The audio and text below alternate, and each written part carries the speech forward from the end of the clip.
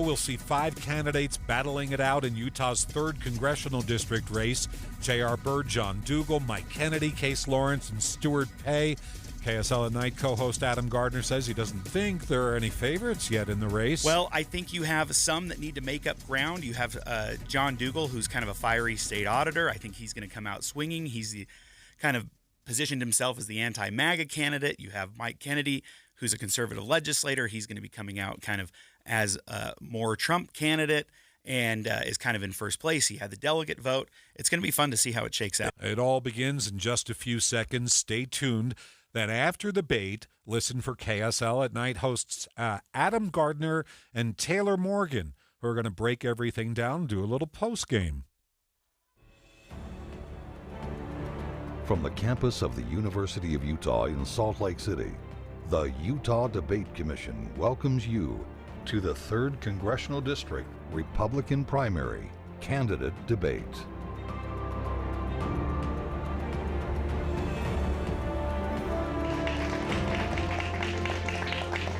Good evening and welcome to tonight's debate with the Republican primary candidates running for Utah's 3rd Congressional District.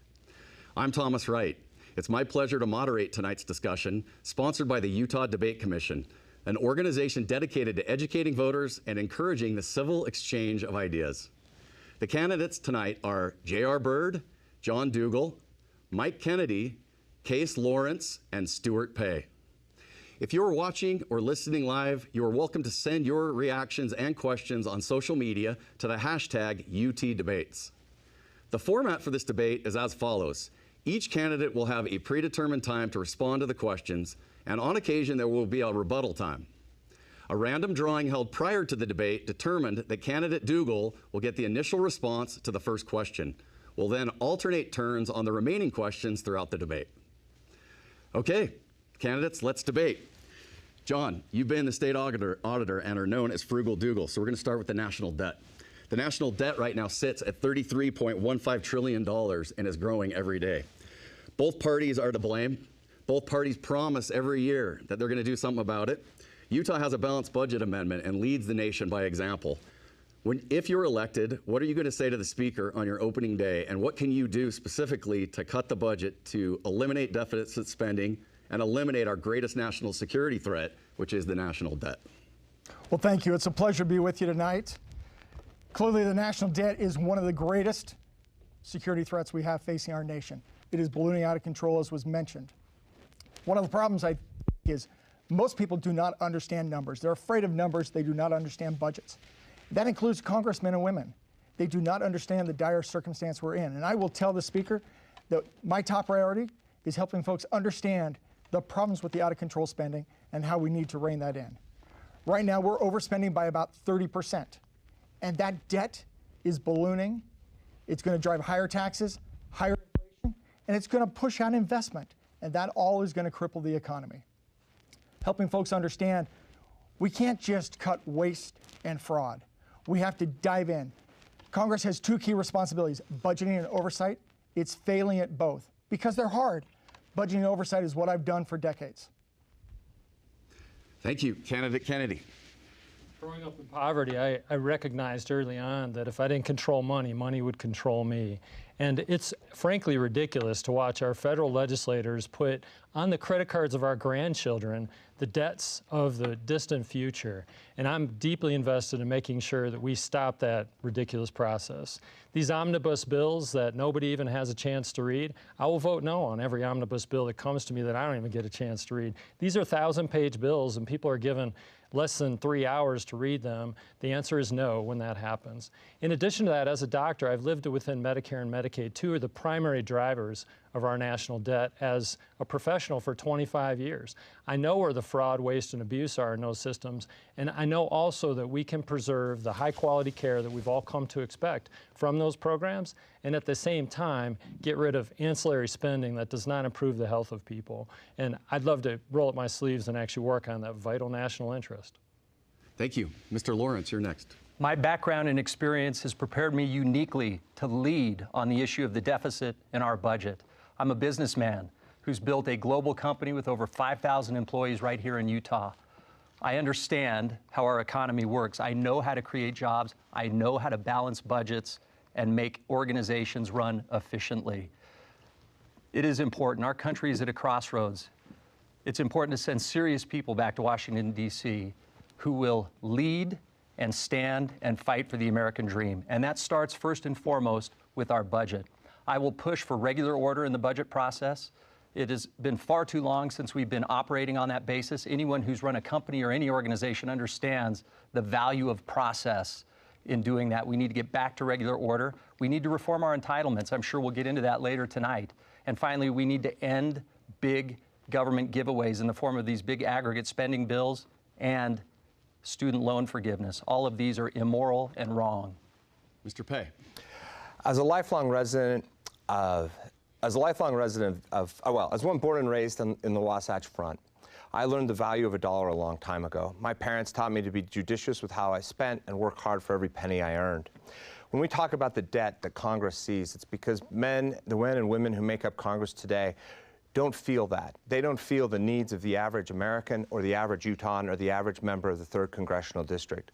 We need people who go to Congress and stand tough, who will drive us back to transparency and openness about the budgeting process.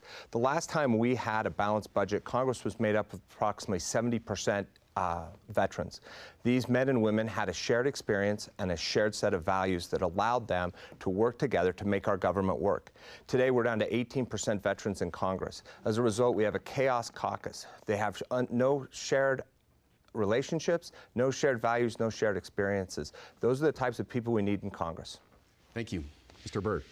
Yeah, did you know that our children will inherit $266,000 each in debt?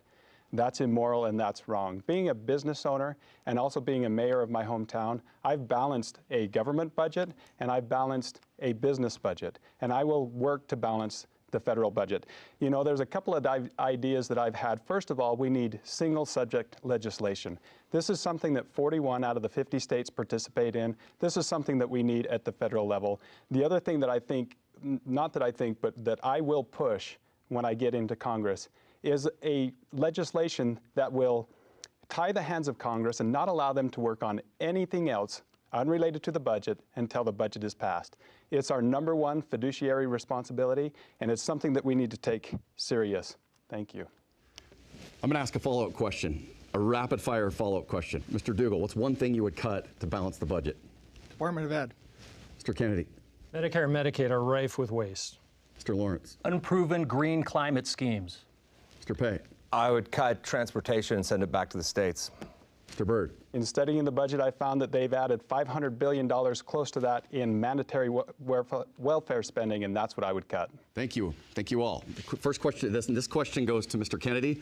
Mr. Kennedy, you're in the field of medicine, you're a family physician, so let's talk about abortion. With the Dobbs case, the U.S. Supreme Court returned the regulation of abortion to the states.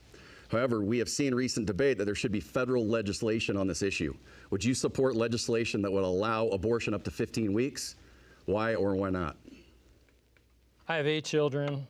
I have 9 grandchildren. The 9th is actually going to be born in the next few weeks. I take care of children in my professional life. I've been doing that for 25 years now. I was second of 7 children and took care of my brothers and sisters growing up. I'm a pro-life person. I'm a pro-life professional. I'm a pro-life legislator. I've got a 100% pro-life record as I've worked through the state legislature, and I believe Utah does it right. The reality is we should support women in making the choice to keep those babies, and if they don't feel like they can keep those babies, then we need to provide them support that they can put those children up for adoption. In this case, the laboratories of democracy are the right place for this to happen. For the past 50 years, we've lived under Roe v. Wade. And with the Dobbs decision, states have a chance to innovate. And I'll admit, some states are doing this terribly wrong. Utah does it right. We allow abortion with rare exceptions, but I'm a pro-life legislator and will do everything in the federal legislature to promote life. Mr. Lawrence. I am strongly and unequivocally pro-life. I was grateful for the Dobbs decision in June of 2022 that overturned Roe v. Wade after 50 years of having this decision at the federal level. And yes, the Dobbs decision moved that authority, that abortion restriction authority, back to the states. But more importantly, it took it out of the hands of the judiciary and unelected judges and gave it back to the representatives of the people, including Congress.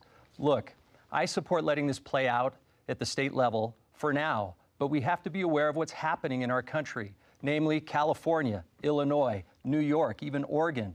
Extreme abortion states are marketing and encouraging abortion tourism throughout our country, recruiting, literally, women and young minors to go to their state for any kind of abortion at any stage of pregnancy. If that continues, we need to strongly consider a federal ban. I think a 15-week ban is supported by most Americans, and I could certainly support that. Thank you. Mr. Pei. Yes, I am strongly pro-life. Like Dr. Kennedy mentioned, I am one who believes that abortion should only be allowed in very rare exceptions. Those exceptions are life of the mother and in cases of rape and incest. I would note that I do not believe this is something that should ever be given to the federal government, because if we can legislate it away in the federal government one day, the next year the federal government can legislate it back. Abortion, and like so many other things, should be the bailiwick of the states. We cannot allow the federal government to run our lives. Supporting federal bans of abortion would be nothing more than growing the federal footprint in our state. That is something that we all know is not something we want. We all deal with federal regulations on our public lands and other federal regulations in our businesses. We can't allow this to start with our private lives and things like abortion. So I would not support a federal ban on abortion. Thank you. Mr. Byrd. Well, I'm proudly pro-life. And, you know, when it comes to abortion, this is a very delicate issue. I do not support abortion being a form of contraception. I do realize that there are certain situations where in the life of the mother and rape and incest and those extraneous circumstances that may be allowed. And I feel for those women that find themselves in those circumstances. I'm so grateful that we have Pro-Life Utah and Susan B. Anthony and other organizations that do a really good job to support those women making that choice and helping them through that situation. I'm grateful that Roe versus Wade was overturned and that decision went back to the states. I feel like Utah does a great job with the abortion issue, and I think at this moment in time it needs to be left with the states. Thank you. Great. The final response on this question goes to you, Mr. Dugal. Thank you. I'm staunchly pro-life. And no, I do not believe there should be a federal ban on abortion. Our federal government is one of limited powers, with everything else left to the state and the people. We've spent 50 years as a Republican Party making the case that this is a state issue. And now the Supreme Court rightly returned it back to the states and to the people. I think those that are continuing to push it at the federal level will ultimately end up with a California-style pro-abortion plan and policies. We should fight that, and we should keep it at the state level. Thank you. Mr. Lawrence, this question goes to you. You're a CEO, and on your website tout that you're a problem solver because of your business experience. So let's solve the problem. Housing affordability is the #1 issue for likely voters in Utah, according to a recent survey by Sutherland Institute. The median price has increased from $305,000 to $535,000 since 2018. Did government at any level contribute to this problem? And the second part of that question is, should the U.S. federal government prioritize funding for affordable housing initiatives over infrastructure projects and other things they're funding to solve the affordable housing crisis?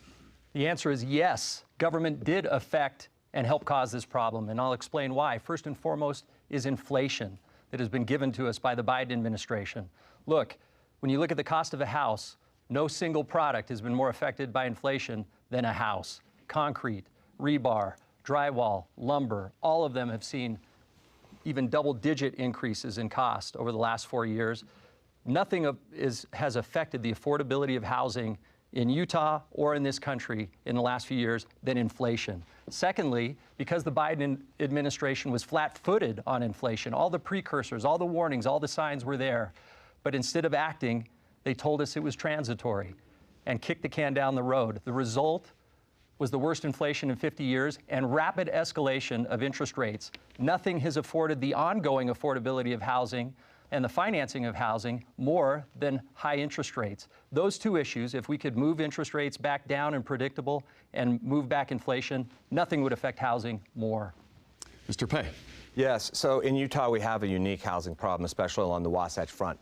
We're literally running out of land. obviously when there's less supply, prices go up. So there's things, and while Mr. Lawrence may be correct that nationally we've had housing prices have gone up, they've gone up much faster in Utah, and we are facing some special problems. As one who has a daughter who's not far from looking for a permanent house, this is a key issue to me. There are a few things I think the federal government can do. Number one, I think we can get government back from get land back from the federal government that we could use to put land back on the market for development and for more homes. It would put more supply, which would drive prices down. Secondly, you asked the question, should the federal government put more money into affordable housing?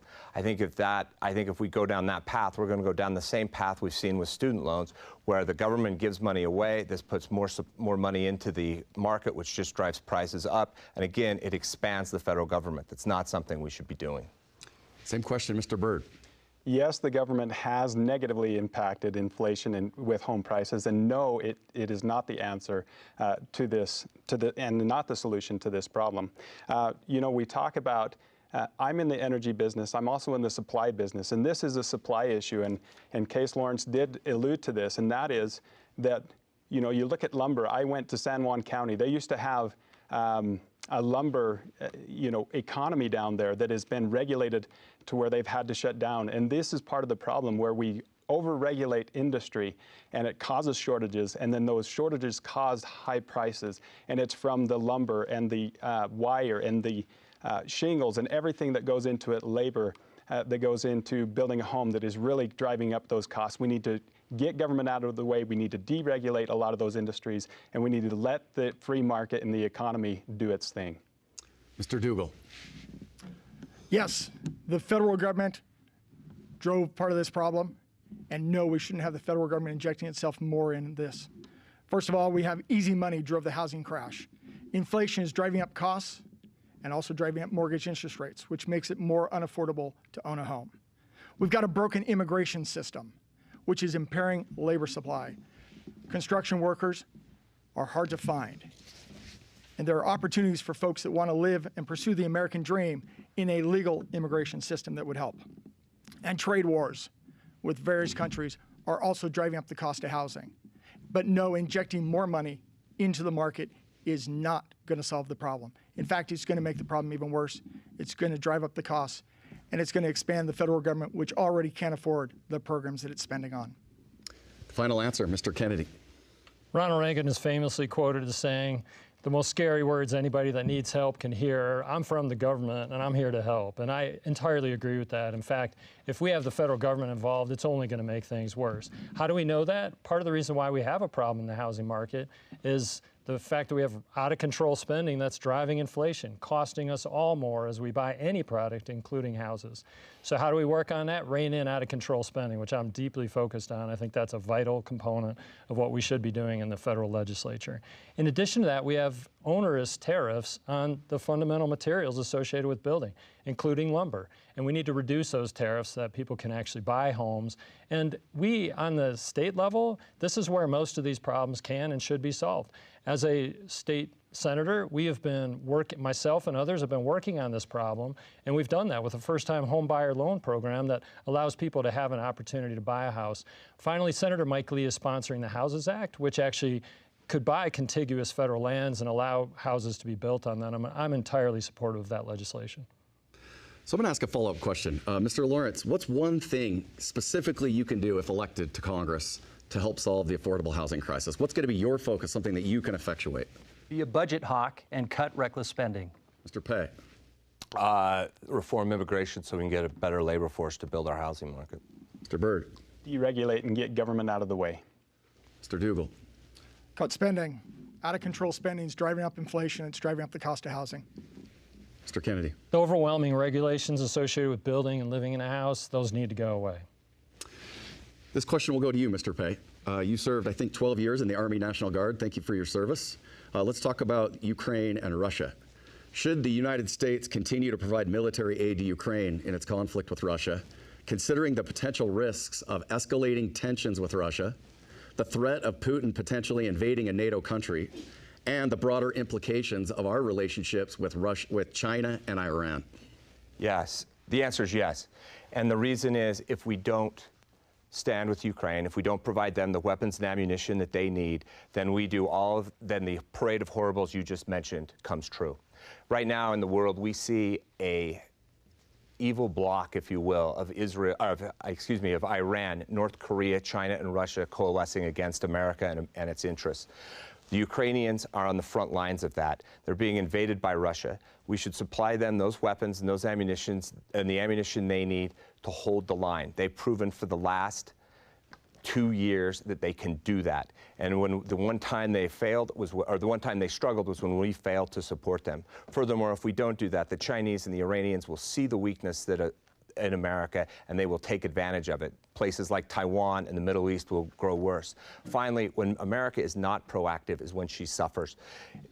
Bill Clinton had a chance to get Osama bin Laden. He chose not to do it. As a result, we got 9/11 and 20 years of war. Mr. Byrd. This is a difficult situation, and I tell you, it pains me to see the death that's happening in Ukraine and even in Russia. We've been in a quagmire for 2 years. We've sent hundreds of billions of dollars to Ukraine for funding, and we're not moving the needle. In my research, I found several things that we could be doing that we're not doing in this conflict. First of all, we had a President Biden, who put a pause on LNG exports to Europe in the middle of this conflict. If we're not selling gas to Europe, and then who will? And it's Russia, and so we're indirectly funding Russia. I found that through loose sanction, Russia's also laundering oil through India and Greece that is being sold as refined products back to the United States and Europe. The third thing, we're still buying 12% of our uranium to power our power plants from Russia. We need to put massive sanctions on Russia. There's so much more that we could be doing to end this conflict, and that's what we need to do before we continue with unfettered aid. Same question, Mr. Dougal. National defense is the key reason for the federal government. Pretty much everything else can be left to the states and to the people. So when it comes to Ukraine, absolutely, we need to support Ukraine. Speaker Johnson was absolutely correct. I'd rather send bullets than boys. I don't want boots on the ground. But I also want to avoid European countries exercising and invoking Article 5 of NATO, where we come to their mutual defense. We need to stop Russian aggression. But in addition to that, we need to strengthen our industrial complex. We need to be able to have the strength to face whatever threat is coming, whether it's Russia or China. China is a great emerging threat. We're overly dependent on China. We're in a trade war with them, and yet we're not well prepared if we end up in a hot war with China. And so we need to step back and we need to refocus on what we're trying to do to make sure that our government provides national security. Because once again, spending is undercutting our military. Same question, Mr. Kennedy. A few years ago, Joe Biden, in a disastrous withdrawal from Afghanistan, sent a message to every dictator on the planet that it was time to move because the United States president was asleep at the switch. That's part of our problem. We have international wars because we have a president who's incapable of understanding the nature of what he does or doesn't do. So when it comes to the freedom fighters throughout the world, I'm deeply supportive of all of them. God bless them in their efforts. The United States of America is a freedom-loving country. But we cannot be the police officer of the whole world. We don't have the money to do all of this. Our grandchildren don't deserve us to rack up more national debt to support international wars that are not directly in our national security interests. When Ukraine needs help, we want to provide it, but you need to pay for it. And in that case, if they can't pay for it, we should seize Russian assets and make Russia pay for the mess that they've created for us.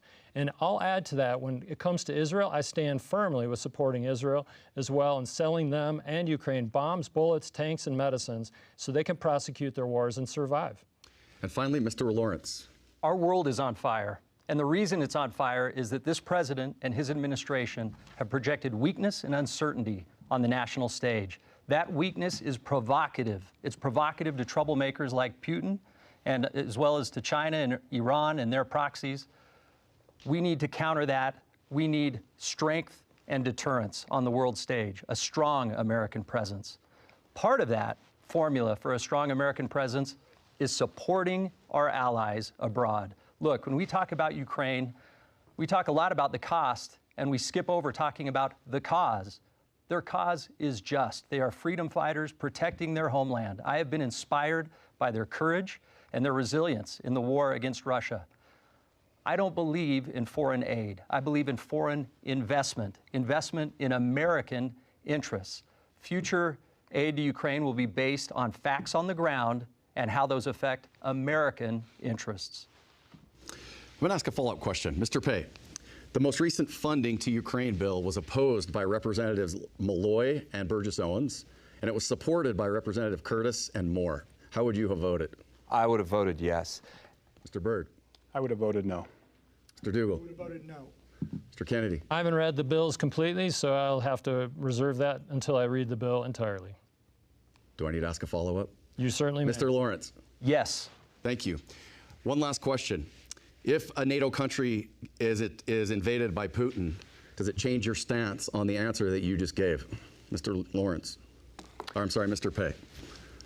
No, and I think we have to have a right to be able to explain why. If absolutely no, absolutely it doesn't change my stance. Ronald Reagan was asked the same question in 1964. He was asked, should we support those who are taking on the Soviets at the time? And he said yes. He said the price of freedom has always been worth paying. He said that we have to make this choice and we have to move forward accordingly. America has not changed so much in 60 years that we're ready to turn our back on the cause of freedom. 3 times in my life I've been on the frontier of freedom. When you're there, you see it, you appreciate it, and you fight for it. 30 seconds to you, Mr. Byrd. Thank you. I would say it depends on the circumstances, but NATO, they are our allies, and we need to support our allies. My answer would most likely be different. I would say yes. The reason I said no on the Ukraine is because of the reasons I gave before. I cannot stand to see us funding this Ukraine and Russian war on both sides. We've got to do things different. We've got to use everything, every resource at our disposal, save sending our men and women there to fight, and we're not doing that. Same time, Mr. Dougal, 30 seconds. No, it doesn't change my answer. In fact, I mentioned NATO's Article 5 in my original comments. It's critical. The key purpose of the federal government is national defense. Whatever that takes to defend our nation, that's what our federal government should be doing. And it should be prioritizing its spending accordingly, and it should be getting taxes lower, and it should be deregulating to make sure we have a strong industrial base, to make sure we can face whatever threat is facing our nation. Thank you, Mr. Kennedy. I'm a big fan of Teddy Roosevelt's statement, speak softly and carry a big stick. When it comes to the United States of America, we should have strength and project that strength throughout the world. That would deter many of these conflicts that we have. But when it comes to our NATO allies, we've agreed to support them. But that does not mean we send our young men and young women into conflict to give their lives for a foreign conflict that does not directly implicate our national security interest. Europe should step up and perform in this way, and we can support our NATO allies without the blood of our young men and young women. Mr. Lawrence. Yes. Projecting strength on the national stage, like I said, it's about standing with our allies. It's also about honoring our treaties, including Article 5 of NATO, which would require us, as a good partner and ally, to indeed enter that skirmish. That's why it's so important for us to be wise about the funding, support, military training, and aid that we give Ukraine now so that we can avoid and deter those possibilities later. Great, thank you. This question, the final question of the first round, will go to you, Mr. Byrd. After this, we're going to ask a question from social media to prove that we are listening at the Utah Debate Commission and we want social media interaction on the hashtag UTDebates. So that'll come up in just a second. Mr. Byrd, you come from an energy part of our state. You had a career in the energy sector. So let's talk energy. Utah coal production dropped to its lowest level in 45 years in 2023, stemming from the closure of 2 mines. With solar-only production, 12% of Utah's overall electricity, how will we generate energy in Utah? And second, this week, Wyoming officials broke ground on a new nuclear power plant right on the Utah border. Would you support a nuclear power plant in Utah? And if so, are you comfortable storing the waste here? I'll answer the second question first.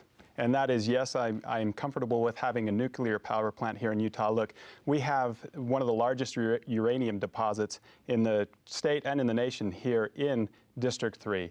And we need to utilize that. We have mines, we have the ability to be self-sustaining and provide power. Again, I mentioned before, we're buying most of our uranium 90+% from other countries, 12% from Russia. We need to change that and start supporting our own economies. As far as coal mining and coal burning power plants, they have come so far to clean up the particulates going into the air, NOx and SOx, and all of these things. They're doing a really good job. We need to support that industry. That is our base load power. You know, the renewable industry is great, but the problem is we need, when that is available, it's usually during the day, and our peak times is during the night and in the mornings when we need this base load power, and we need to support those industries that support our base load power for our grid. Mr. Dougal. Absolutely. Americans demand reliable, affordable energy. And that's what we should be providing. We need a free market with all of the above energy solutions, whether that's green solutions like you mentioned, or traditional sources that are reliable. I also support nuclear, the traditional form as well as the new form coming out of Wyoming. And yes, I'd be comfortable storing whatever waste, because at the end of the day, as was mentioned earlier, one of the other key things is energy dominance is good for global security. So we shouldn't just be providing energy locally to our own communities. We should be supplying the world with that energy, making sure that they're not dependent on Russia or China. Mr. Kennedy. American exceptionalism, as with most things, is the answer to this question. The reality for us in the United States of America, and particularly with our good people in Utah, is we know how to use these resources, coal, oil, natural gas, and nuclear, in a safe and effective way that actually keeps our environment clean. There's nobody in this room within the sound of my voice that wants dirty air and dirty water. And so we need to turn this over to the good people of Utah and the good people of the United States so we can be dominant in our independence with energy. And when it comes to that, Yucca Mountain has generationally been a repository for nuclear waste. I am a big fan of nuclear. We do have uranium stores. We also have waste products that we can put in Yucca Mountain. And finally, we have vast tracts of federal land. We could build many power plants all around Yucca Mountain and dispatch that energy all over the country in a clean and effective fashion so we can be energy dominant and independent. Same question, Mr. Lawrence. I believe in an all of the above energy policy that would include clean nuclear energy and certainly also includes coal energy. Just a week and a half ago, I was down and toured the Huntington coal power plant. It is run responsibly, efficiently, and it is a valuable asset to our state that we should keep in action and keep in operation. Look, the 3rd District of Utah is a microcosm of our country, and there is no greater correlation between a booming American economy than a booming energy sector. We need to unleash our energy sector. That includes the frontier, which is rare earth minerals, of which Utah has rich resources, and we need to lead out in producing and developing and accessing those rare earth minerals for our new economy.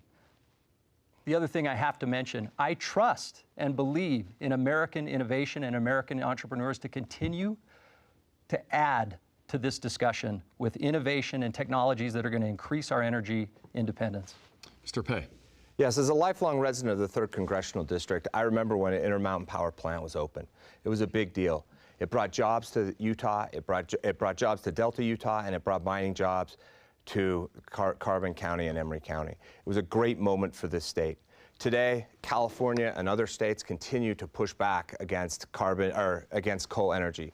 Utah should continue to develop those assets as well as every other type of energy we have. Speaking of Intermountain Power, right now they are installing a hydrogen-based generator down there that uses incredible technology that is clean, inexpensive, and very powerful.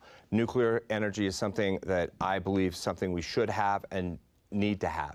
Not only does it provide, not only if we build a nuclear plant in this district would it be near Denver, the Wasatch Front, and Las Vegas, but it would also provide jobs in southeastern Utah where they mine and mill uranium. Thank you, Mr. Pei. I'm going to ask a quick follow-up question, and then as promised, Britton Grosbeck has added a question on Facebook that we're going to get to. But let me ask a follow-up on energy. Some members of Utah's congressional delegation have joined the Conservative Climate Caucus. If you're elected, will you join that caucus, Mr. Byrd? And I've mentioned this before. The Conservative Climate Caucus just because it has climate in the name does not mean that we're pandering to the climate religion or climate extremist. This is a platform that we can utilize to tell the truth about energy. I want to create a comprehensive energy plan with my experience in energy, and I want to build collaboration around that. We have an energy plan for the state. My good friend Dusty Monks is part of the governor's office of energy, and I want to make sure that that is heard on a national level and that that is a good platform to be able to have that discussion. 30 seconds, Mr. Dougal. Absolutely. We shouldn't leave this topic to the Democrats to control. I think with our free market approaches, we have a much better way to address not only environmental concerns, but having better energy policy for Americans. But in addition, I will partner with anybody when it comes to balancing the budget, reining in reckless spending, and bringing accountability to the federal government. Mr. Kennedy. As a state senator, I've learned over many years that if you're not at the table, you will be on the menu. And the reality behind this is that the climate change caucus process has been running amok, pushing us into energy dependence rather than energy independence. And I believe Representative Curtis has done a good job bringing us into an opportunity to actually be at the table instead of on the menu. And so I've already agreed to be part of the Conservative Climate Caucus, and we need to unleash energy dominance and also work on clean air and water, which we can do in Utah and in the United States of America. Same question, Mr. Lawrence. Yes, Republicans should be leading on this issue, and I'm grateful for the leadership of John Curtis and others who have earned and established a seat at the table in this discussion.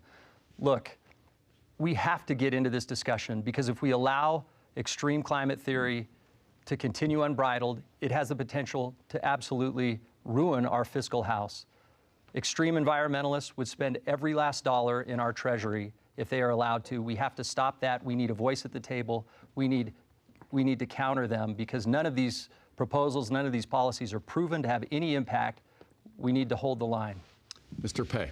Yes, I would join. It's the classic example of what I've touted throughout this campaign of being civil, pragmatic, and a bipartisan approach to solving problems and moving to the future. This is a way to defend our energy industry here in Utah. It's a way to energy dominance throughout the world. We have to understand how this game works. We have to be ready to play in it. Congressman Curtis's leadership on this issue has been unmatched and is certainly an example I would follow. Thank you all. Mr. Dougal, here's the social media question. Comes to you. All candidates want to adjust the federal budget. If elected, how would you address the Pentagon's failed consecutive audits? That comes from Britton Grosbeck. Thank you, Britton, for your question. Thank you for your interest in audits. It's outrageous that the Department of Defense has been unable to pass an audit since they were required to do this in the 90s. What this requires is holding folks' feet to the fire. It is difficult to pass an audit, especially when you're as large as the Department of Defense. But what that means is you've got to hold them accountable and you've got to push them harder to make sure they're bringing accountability to where the dollars go and they're accounting for how that money is being spent. And you break down the Department of Defense agency by agency, entity by entity, but you've got to hold their feet to the fire because for too long, Congress has allowed them to skate without passing that audit. They didn't even have to try and do the audit, and then when they started doing it, they've been failing. So the key thing is budgeting and oversight, and you've got to provide that oversight to the Department of Defense. You can't just wash your hands and say, we like defense, let them do whatever. You've got to hold their feet to the fire. Mr. Kennedy. I have 8 children. I know what shenanigans look like, and I know how to deal with those. We've been dealing with that in our family for many years. When it comes to the reality behind responsible budgeting and fulfilling the obligation that the Pentagon in this case has to the American public, is if they're going to misbehave, there will be a punishment. What is that punishment? Where did they fail on their audits? So anytime I have a student, or in this case my children, that are not behaving properly and they want ice cream for dinner every night, the answer is no. And if you're not going to comply, then we're going to find a way to punish you. And in this case, if the Pentagon can't comply with the requirements of Congress, then they're going to start to see their funding and their monetary allocations decline over and over again. We're going to do investigations. We're going to publish this in the media. We're going to show the American taxpayers what is happening with these people and how irresponsible they are with this. And once that public shaming, once the financial punishment drops into these people's laps, at some point they're going to start to comply. And I'm the kind of person that knows how to work that process. I've been doing it for many years. Mr. Lawrence. Look, Faith in institutions of government by the American people is at an all-time low, and it should be. As representatives, we need to hold our government institutions accountable in order to increase that faith. We've already mentioned today, we have tough decisions to make in our country about military spending, about defending our country and projecting strength on the world stage. It's impossible to sell the American people on tough choices when our own Defense Department can't pass basic audits. That's shameful and it's embarrassing. I've run organizations. I know how to keep people accountable. I will insist on it as your representative. Mr. Pei. So, I don't think anybody up here has ever dealt with a soldier before. The men and women that work in the Pentagon, they're not really worried about how much they make. They're not really, probably not as worried about those audits as they should be. The reality is they took an oath to uphold and defend the Constitution of the United States. They've signed a check that says that if push comes to shove, they'll put their lives on the line and die for this country. If you want the Department of Defense to comply with audits, you're going to have to lead from Congress. You're going to have to show that you trust them, and you're going to have to give definitive goals about how they're supposed to spend their money and why they should spend their money. And then you call the generals and the admirals in and you ask the tough questions. We live in a dangerous world. If we're really going to start punishing the Department of Defense at this moment and start cutting their funding when there are threats in Eastern Europe, there are threats in the Middle East, there are threats in Asia, it shows a view of America that is inconsistent with the Republican Party that I've been a member of my entire life. Finally, Mr. Byrd. Yeah, one of the things that I've seen as I've traveled throughout the district is the mistrust that people have in the federal government and in government in general. How we solve that, we start first with transparency. Transparency leads to accountability. Transparency and accountability lead to rebuild trust. Audits show transparency. You know, as the mayor of Roosevelt, we have an audit every single year. We have to account for where the taxpayers' money is being spent and how it's spent so that there is an accounting from the government to the taxpayer of where their money is going. That needs to absolutely happen at the federal level, and it needs to be completely transparent. I can't, in my personal opinion, I can't believe that we don't do this on the federal level, that we haven't passed an audit in our defense spending or the Pentagon or any other branch of government. This absolutely has to happen. This is our responsibility as representatives to the people, and we need to make it happen. Let's move on to a student question. A student at SUU has a question about rural and urban Utah. And this will go to you, Mr. Kennedy. Hello, my name is Tyden. I'm a political science student at Southern Utah University. And here's my question. The most pressing issues in urban Utah tend to be different than those of rural Utah. How do you plan to effectively lead both rural and urban areas of the state while balancing their separate and sometimes conflicting needs? I've been in public service for a long time, and it's been my pleasure to be a state senator and work on rural and urban issues. And the way to do that is to build consensus, to come to understand what the issues are. And it's been my privilege to go all over this state, and also particularly for this race, all over Congressional District 3, and come to know the issues that the people confront. And I really enjoy the sit-down visits in people's living rooms, the sit-down visits in the local restaurant, to talk about what those challenges are, whether it's rural or urban areas. And as somebody who's been in public service and had the opportunity to try to build those coalitions, recognizing that there are competing interests, I have a great deal of affection for all of the people in this district. In fact, the state of Utah, these are great people. It's the greatest asset we have in this state is the people. Our lands are beautiful and full of resources, but the people are the greatest resource. As your congressman, I will always listen and work to understand and work on all of the issues that we confront. Mr. Lawrence. Yes, I mentioned earlier that the 3rd District of Utah is a microcosm of our country, and that is true in every respect. Look, as I've traveled this district, I visited all of the counties in this district, and I can tell you that the big issues, the important issues, actually cross both rural and urban. They're economic issues. They have economic issues, jobs, building our economy. You look at rural Utah, especially in the 3rd District, some of the most sophisticated economic issues are in rural Utah, including our oil and gas industry in the Uinta Basin, our energy and coal industry in Carbon and Emery counties. And Those issues are sophisticated, they're difficult, but they have to do with driving the economy and creating jobs. That's the same thing people on the Wasatch Front are interested in. So I think when you boil it down, the most important issues are very similar. We can agree and come together to work on those issues. I understand the economy. I know that's the most important thing to focus on in this role, is building the economy in Utah and in our country, and that's what I will focus on. Mr. Pei. Yes, as a resident of the 3rd Congressional District, and one who's lived here his whole life and played baseball and traveled throughout this district his entire life, I know that the needs in the rural part of this district are different. NEPA and FLPMA and the way we can use our federal lands impact the people who live their lives every day. Whether it's from this ridiculous conservation rule that was recently passed down, whether it's the way that federal agencies regulate land and ignore our local resource plans.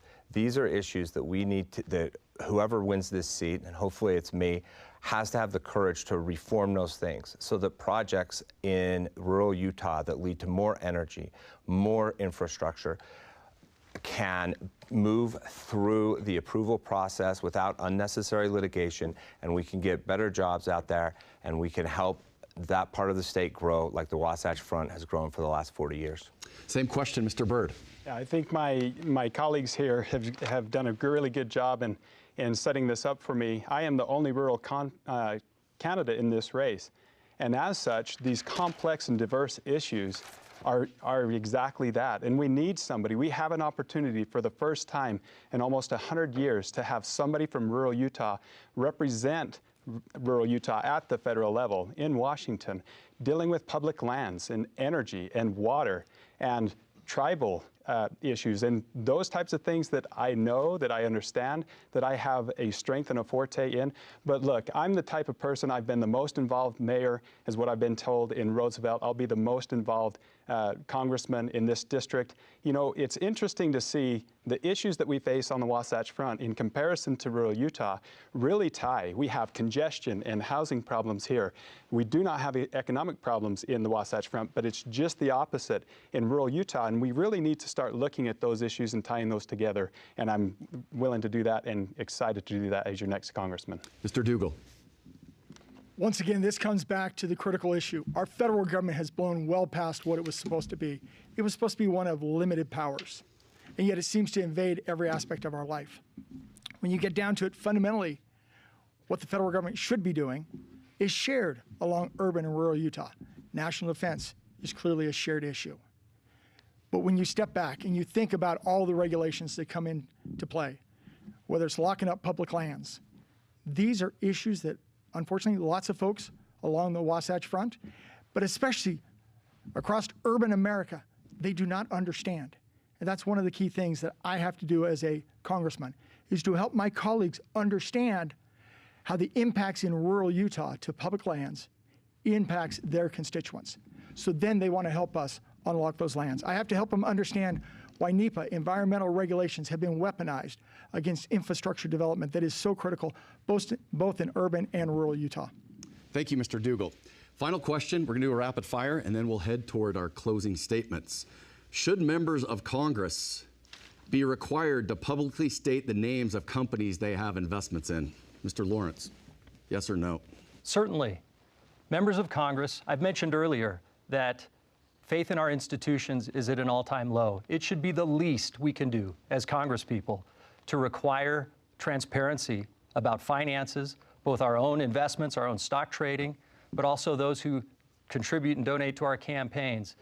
That's a small sacrifice to pay in order to encourage and further enhance people's trust in Congress, which is at an all-time low. Mr. Pei, 10 seconds, yes or no? Yes, transparency is key. If you want people to believe in you, they have to know who you are, where you live, where you grew up, who you want to be. Mr. Byrd. Absolutely. I've said this earlier on, transparency leads to accountability, and transparency lead to trust. We need to gain the trust of the American people. We're an open book, we're in a fishbowl, we're putting ourselves in this position, absolutely. Mr. Dougal. Absolutely. Our institutions are crumbling. Americans are losing trust. They need to know what companies you've invested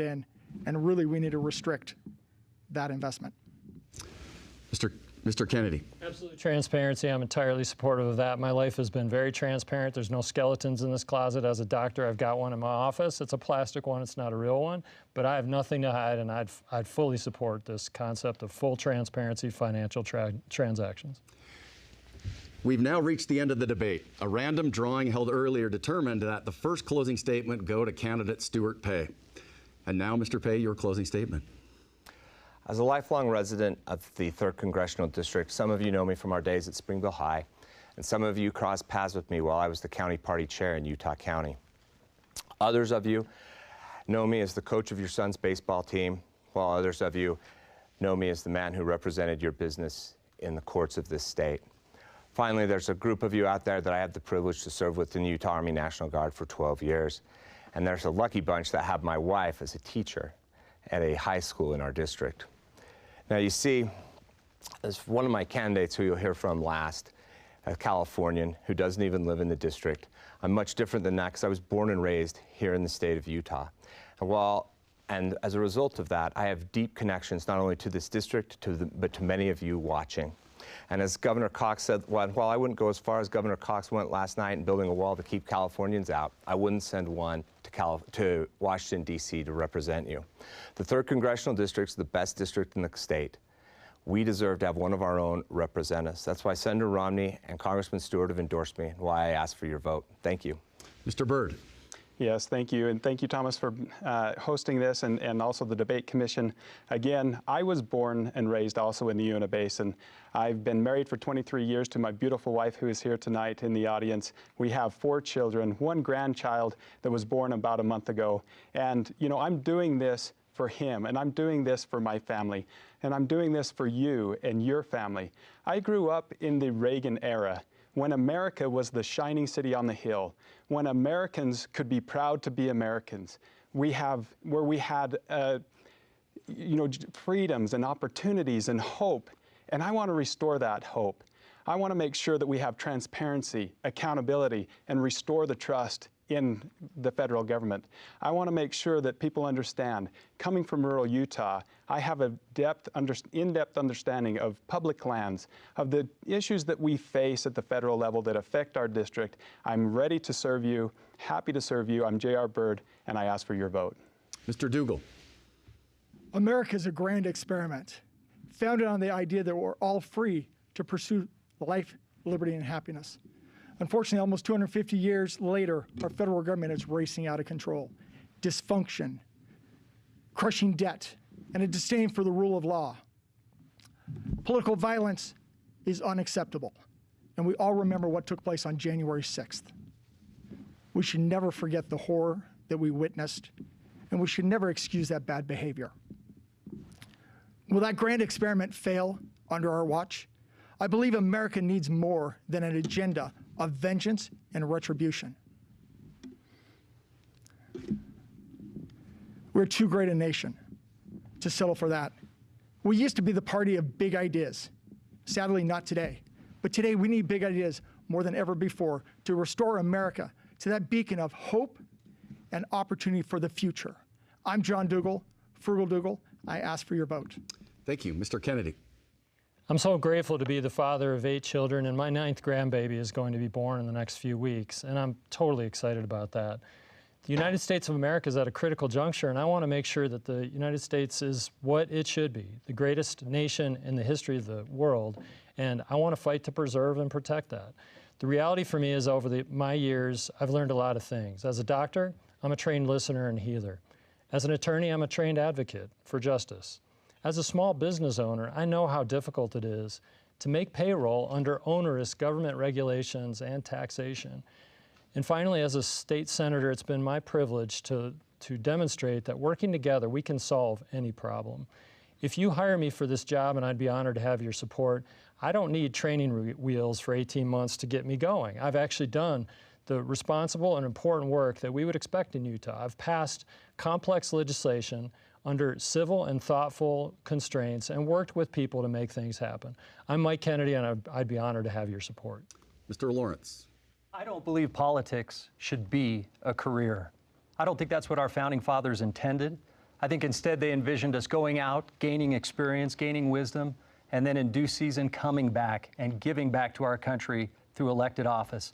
That is the spirit of my candidacy. I am a businessman who's been on the front lines of every economic crisis of our generation, including the Great Recession and the COVID shutdown. And through all of those, I've solved problems and come out standing up. I'm asking for you to send me and that experience back to Washington, D.C. And if you do, I will make you proud. I will represent the 3rd District on the national stage with honor and with skill. I'm asking for your vote and your support. Thank you. Thank you, candidates, for participating tonight and for your dedication to public service. Election Day is Tuesday, June 25th. Contact your county clerk if you have any questions about making your vote count in this election. We greatly appreciate PBS Utah for donating the production facilities to broadcast this debate. We are also grateful for the Larry H. and Gail Miller Family Foundation, Zions Bank, the George S. and Dolores Dory Eccles Foundation, and the Stewart Family Foundation for their generous support of the Utah Debate Commission. This debate and others from previous years are available online at utahdebatecommission.org. I'm Thomas Wright. Thank you and good night.